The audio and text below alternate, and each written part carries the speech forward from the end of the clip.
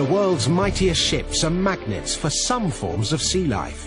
A clinging barnacle might be no bigger than a coin in your pocket, but these tiny creatures are public enemy #1 for seafaring folk. Because a billion blistering barnacles would destroy a ship's hydrodynamic shape, massively reducing speed and increasing fuel consumption.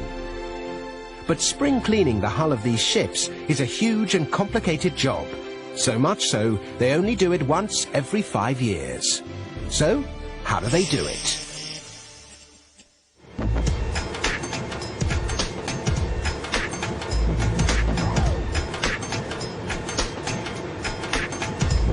"7:55 a.m. Dry Docks World, Dubai, the hub of the global oil industry. This is one of a handful of facilities large enough to cope with the world's biggest, heaviest supertankers.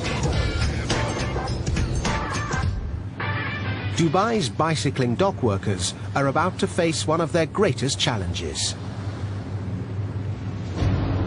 Euronav's very large crude carrier, Antarctica. There's a reason she's named after a continent. This beast is the length of 3 football pitches, the height of a 25-story building.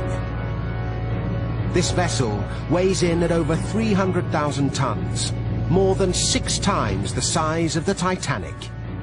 And it's a pig to park. The job of getting this behemoth in the right place at the right time falls to veteran pilot Captain Ravi Penumati. Tug will go forward, turn the vessel all the way to port, line up with the dock. He has to guide the big ship through a narrow deep water channel 385 meters wide. Without Ravi's knowledge of these shallow, treacherous waters, there's a very real chance Antarctica could collide with Arabia. At the world's biggest dry docks, time isn't just money, it's lots and lots of money. Every day these massive ships aren't working costs tens of thousands of dollars. So while one crew of workers finishes one ship, another crew is preparing the dock for Antarctica's arrival. This ship is the Maersk Kotka. She's receiving the finishing touches of a high-tech paint job. Costing nearly $1 million, this silicon coating makes the ship's hull too slippery for any suckers to cling to. At the same time, another crew is at work preparing the dock for the next visitor, the giant Antarctica. Getting the ship into dock safely and supporting it without causing damage to the hull is a massive challenge. As the water is drained from the dock, the supertanker will sink. To support her, the dock crew is laying down a bed of concrete blocks, hundreds of them, each lined with high-density rubber and weighing 9 tons. There are already 279 blocks in position supporting the Kotka.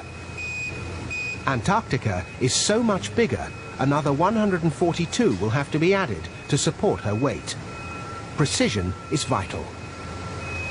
The blocks must be laid out in an exact pattern at 6-meter intervals corresponding to load-bearing supports inside the ship. A few blocks in the wrong place could rip a hole in the hull and cause the ship to fall over. And at over 315,000 tons, it would be tough to pick her up again.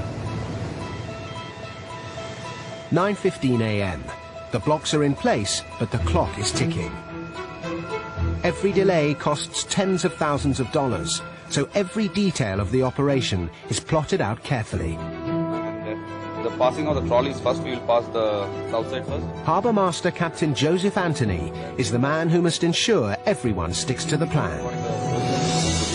The clearance on either side will be 3 meters. As soon as Captain Joseph gives the all clear, the dock is flooded and the previous occupant is towed out to make way for the mighty Antarctica.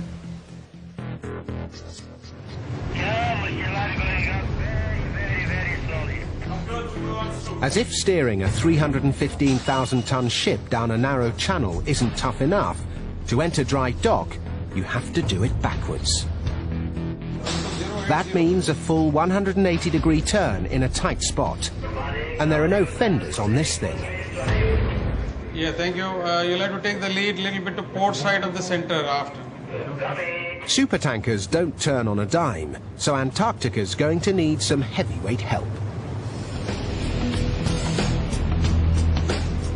These tugs have an impressive power-to-weight ratio.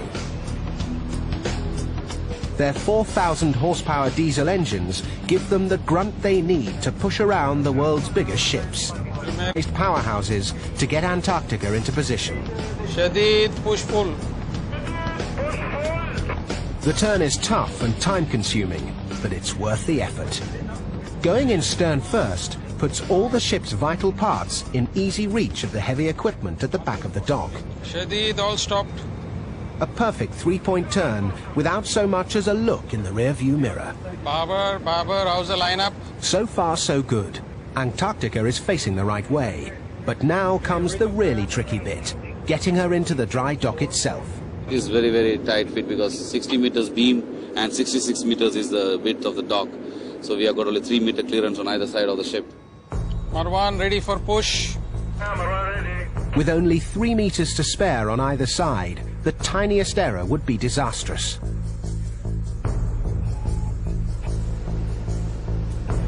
A single slip could cost millions of dollars. Yeah, we are keeping it close to the south side.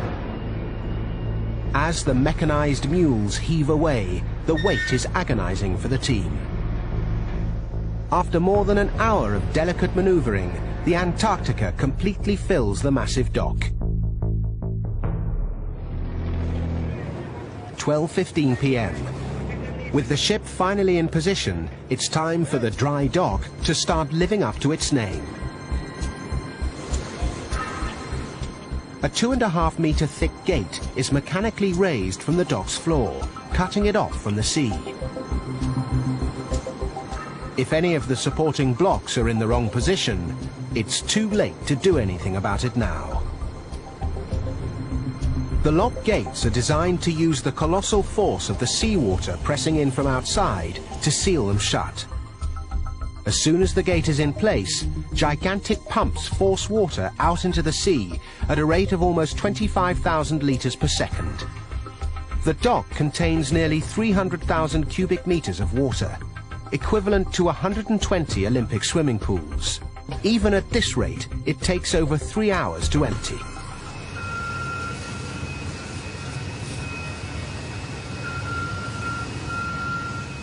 Once the ship is resting on the array of concrete blocks, work can begin on the VLCC Antarctica.